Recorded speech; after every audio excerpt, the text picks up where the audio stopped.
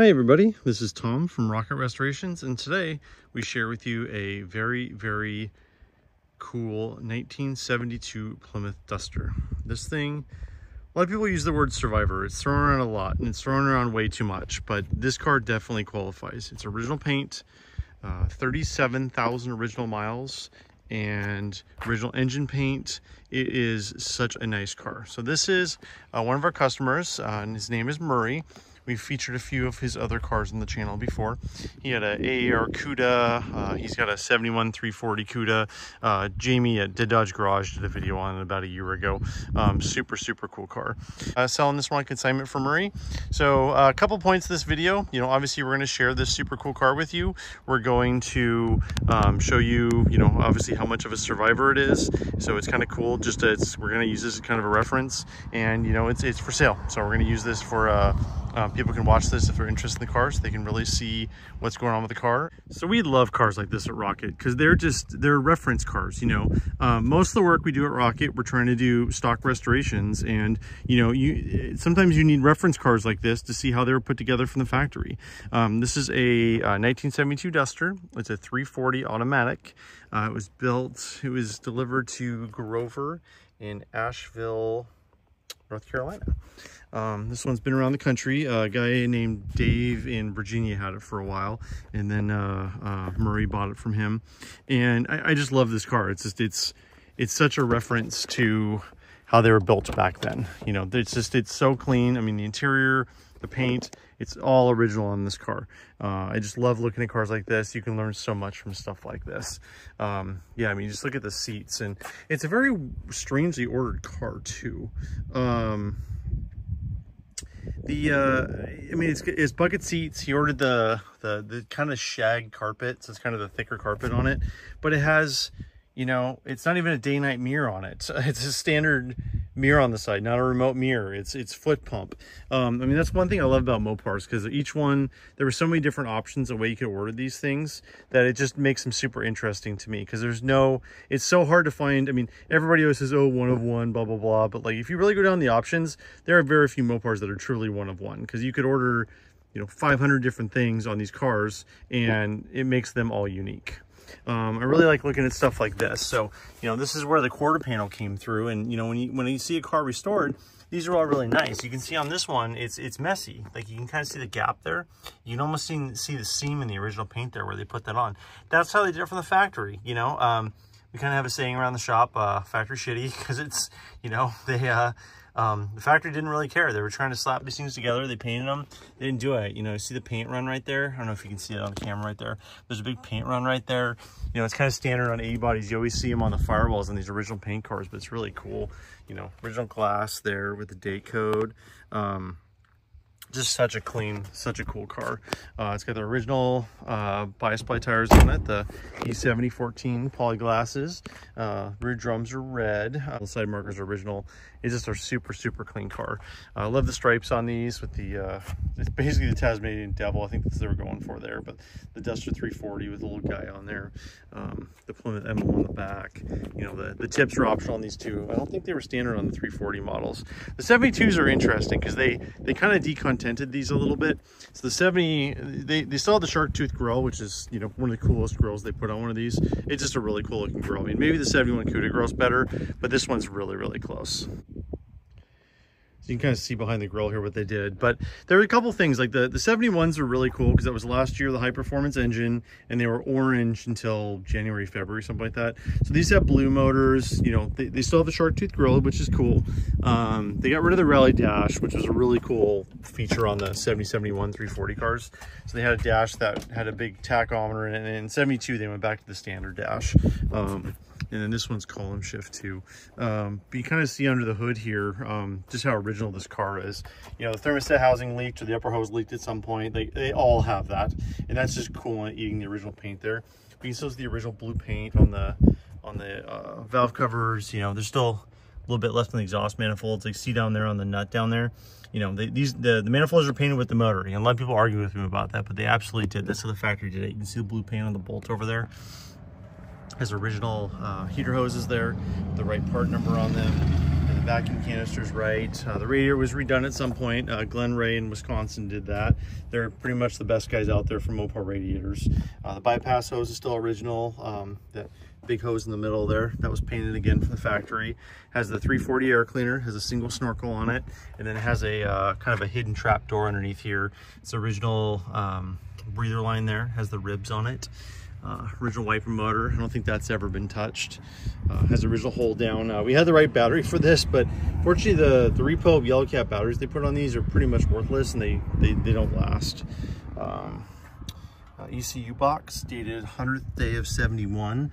That's probably been replaced, would be my guess, because the SPD on this is April 19th, 72. So that would be before it. That could be 81 as well. So that box has probably been changed at some point. It says original emissions sticker on it. See the paint daub, inspection work, balance resistor, has the original voltage regulator on it. So that's dated 11th week of 72. That's perfect for the car.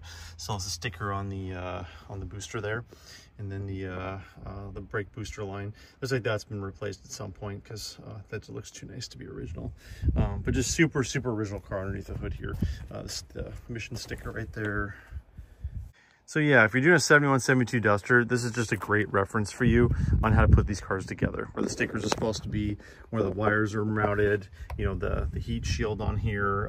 It's original ground cable, so you can see the fraying on that a little bit. That's absolutely right. Interesting, actually has a 298 part number on it. Bolts to the front of the head there. On a big block, it goes on the throttle return bracket. On this, it goes right there. Original positive battery cable right there. I think that's the original master. I'm not 100% sure about that, but it's pretty nice. Yeah, this car's really, really clean. It's got, the plug wires have been changed at some point. They're 278 on them, and they're orange. So I know some people are probably saying, aren't they supposed to be black? Well, no, on electronic ignition cars, they're supposed to be orange. So in 72, in 71, electronic ignition was originally optional on a 340 for right late in the year. On 72, it was standard on a 340 car. I don't know why they had made it standard on a 340 car, but they did. It was optional on everything else in 72, and then 73, everything got it. But that's just kind of the way they did everything that year. So has the heat riser there, the correct black. It's just a really, really nice car. I'm gonna get this up on the lift too and kind of show you underneath it too, because that's where this car really shines. Manual steering. Let me do a little fender tag decode for you real quick. Again, kind of an interesting car. Oh, well, I'm learning some stuff now. We'll get to that in a second. So E55 is 340. D34 is 727 automatic. In 71 before, that would be D32. VS29 H2 B396152 is the serial number, the VIN number. So V is for Valiant, Plymouth A body. S is special, so 340. 29 is Duster, so that's the fastback. H is 340. 2 is the year, 1972. B is the plant, Hamtramck. And 396152 is the sequence number. TX9 is black. C6X9 is black bucket seat interior. TX9 is upper door frame color on the door. So they painted the top of the doors, and that was the TX9's black. 419 is the SPD, so built on April 19th. 240036 is the vehicle order number. The other TX9 on the other one is the top color. So if that had vinyl top, it would have a different code there. U is made for US specs. B51 is power brakes. C56 is bucket seats. M21 is drip rail moldings. N23 is electronic ignition. N41 is dual exhaust. N42 is dual exhaust with tips. Just had a nice guy in a Harley stop by. He thought I was broke down on the side of the road. I appreciate him stopping by. It was nice of him. So where was I? Okay, R11 is AM radio. V5X, okay, so this is where I saw earlier. I didn't realize this. So this actually, V5X is a vinyl side molding. So this was supposed to have a rubber strip glued onto the side of this thing, and it does not have that now. So somebody deleted that and then put the Duster stripe on. So the Duster stripe's not original to it. Originally it had the body side moldings, but I think we can all agree that the Duster stripe looks 1,000 times better than the rubber side molding. V8W is the tail panel stripe with the Dust Devil back there. And EN2 is end of codes. And on Hamtramck, that means it was built on the second line. You can even see on this thing, I mean, the original foot pad, this thing's really nice. Like these things, like always mice got to them or they'd break down. I mean, this engine bay is a bad environment for stuff like that. It's held up really well. Original day coat on the hood latch, original black phosphate finish on it, or I guess brown phosphate. Looks really good. It's really hard to reproduce that. And the day code is 0902, so 90th day of 1972. Perfect for the car. Interior on this thing is just as nice. Door panels are perfect. Still has the sticker on the door, so it has the VIN on it and the gross vehicle weight, and the month it was built, 472. The tire stickers over here, E7014 low range B. There's a Mopar like oil change sticker on there, which is kind of cool. Dash in here. So it's got the gauges over there, and everything works on this. 37,822 miles, the wipers. Steering wheel, again, perfect, no cracks on it at all. AM radio looks super, super nice. In fact, you can see it's actually not really centered in the radio. It's supposed to be down just a hair. I'm sure that's the way it left the factory. The plastic chrome on the dash looks super, super nice on this thing. Door panels look nice. Original carpet in it. It's got floor mats in it. Headliner's nice. They went to a cardboard headliner in 72. It was cheaper for them, so they but that's really nice. These always get water intrusions in them. Like pretty much any Duster I've ever had, they always have like water stains in the corners where the windshields leak. This one's really nice, you know, but the pivots always leak on these things. This one's really nice. The brake pull right there, super nice. Rear seat's gorgeous on this thing. Chrome on the wing windows. Yeah, this thing's really cool. Super nice car. All right, let's go for a quick drive. We're gonna go back to the shop. So I don't know if you knew this or not, but in 72, they had a new seatbelt system. I don't know why they did this. It doesn't make any sense to me whatsoever, but they had a thing. My 72 Player has the same thing. So it's a thing that like clips onto there. I don't understand what that means. They also have a seatbelt sensor. So you wanna hear the most annoying sound in the world? Anytime it's in drive without the seatbelt on. Why is it not doing it now? It did to me before. Well, never mind then. I guess we'll go back to that later. All right, manual steering on this one. It's got pretty good road feel. This does have the bias ply tires on it, so it does kind of bounce around the road a little bit, but it is what it is. Starts up real nice, and everything's original. Still has the original 72 thermal quad on it. 72 thermal quad fixed a lot of problems that the 71s had. Speedo's real solid on there. Fuel gauge works, temp gauge works, alternator's charging. Bridge over the river here. But I can get air off that if I hit that quick enough. Not in this car though. Alright, turn signals work and they cancel like they should. Hit the brakes, oof, man, those things work great. Mopar power brakes are a little over boosted, so they're a little touchy, but they work pretty good. They really do. Alright, let's try the headlights. Headlights on, brights are on, the red thing's in the middle. Dimmer switch works great. Alright, headlights off. Brights off. Not gonna be driving this one in the dark today. Alright, this thing's a survivor, so I'm not gonna hit it too hard, but I'm just gonna gun it for you real quick so the secondary's open. Yep. Wah, wah. Thermal quad sound. Steering wheel feels pretty steady. As I said, keep in mind it's got bias plies on it, but it feels really tight in the front end, just like it should with the car with 37,000 original miles. Because the rubber has age. It doesn't have any wear. It doesn't have any miles on it. All right, back to the shop. So, all right, next thing we're gonna do is we're gonna put on the lift, and I'm gonna take some pixtures. All right, I want to show you the underside of the car. There's definitely been some stuff replaced underneath here. I'm not sure if those tips are original or not. The exhaust has definitely been changed though. That's way too nice for original. Looks like there's been a little detail work down here too. Obviously the shocks aren't original, but it's, you know, super, super clean car underneath here. Has the original 8 3/4, of course, with the bell drums. Those are 340 only, small bolt pattern. Those are really, really hard to find. Again, kind of want to give you a good idea what it looks like underneath here. Frame rails are super clean. Like I said, those mufflers have been on there a while, but they're not original ones. They'd have a Pennister on it with the part number. You know, all the e-brake cables and that stuff's all original down here. Let's see where the drive shaft rides. When it goes down, it goes forward a little bit. It's had U-joints put on it at some point. The blue boots aren't original. Original torsion bars and clips in there. I'd be real surprised if those have ever been out. Original transmission on it. VIN's right there. That matches the VIN and the fender tag. I can't quite get the motor VIN. I'll have to get into the flashlight to get it. Original sway bar cars. Single pulley. It's amazing how much room there is in these things without power steering, because that pump in the box take up a lot of room underneath here. You can see how clean and original it is underneath here. Bumpers are original. Look really nice. You know, no signs this thing's ever been hit. It's weird on the A body, 67 and 72, they actually put the sway bar mount on the bottom side of the control arm. On a B body, it's on the opposite side. It's actually on the top side till 69 on a B body. And then A bodies use this through 72, and then 73, they put it in the middle because it wouldn't clear. When they went to the 73 disc brakes up on the A bodies, the caliper went up here, so it would hit the sway bar.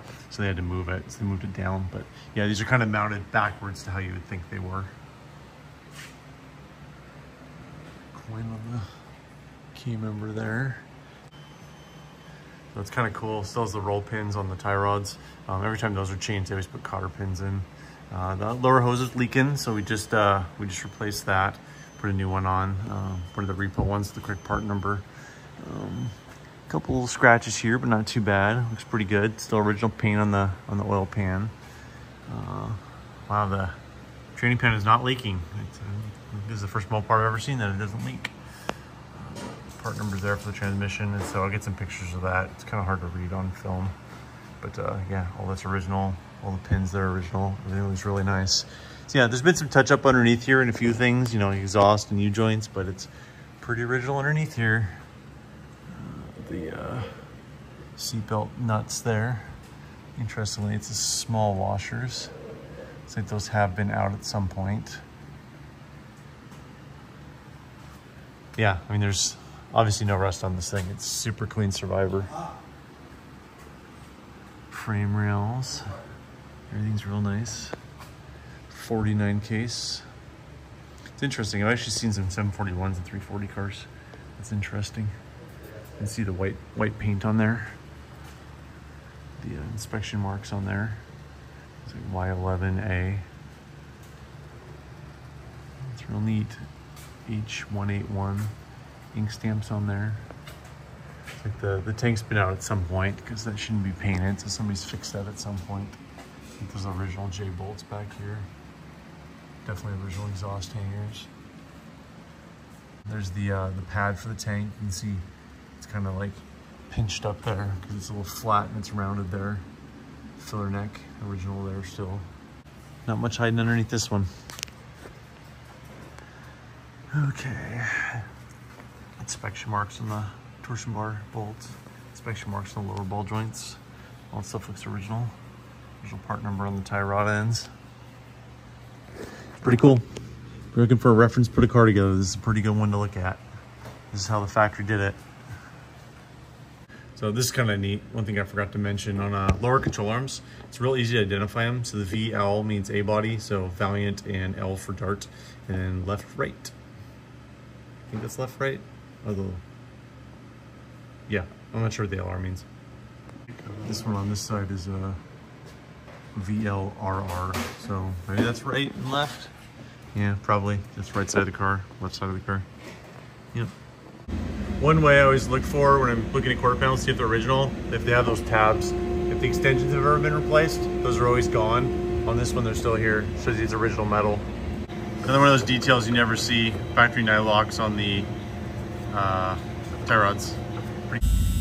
Okay, I don't know why this didn't work last time I did it, but welcome to the most annoying sound in the world. 72 had a seatbelt sensor, so if somebody's sitting in the seat and you don't have your seatbelt on, you're going to be bombarded with the most annoying sound in the world.